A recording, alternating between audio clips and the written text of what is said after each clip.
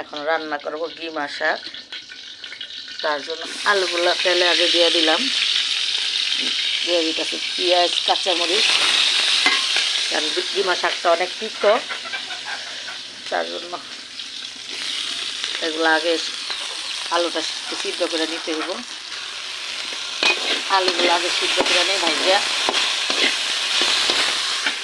তারপরে কিমা শাকগুলো দিন। আলুটা করে নিলাম, এখন কিমা শাকগুলো দিয়ে দিতেছি।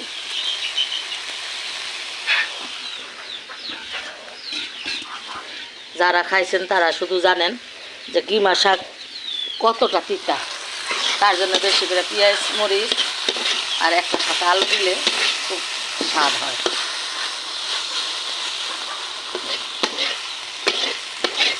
এই জন্য এভাবেই রান্না করলাম। শরীর অনেক ব্যথা করতেছে, খাইলে একটু আরাম পাওয়া যায়।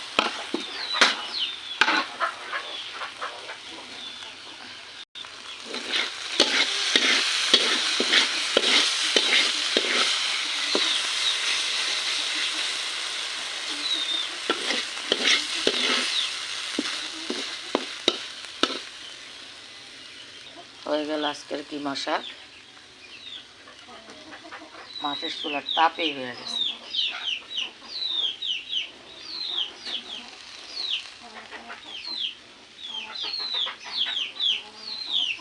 আল্লাহ হাফেজ।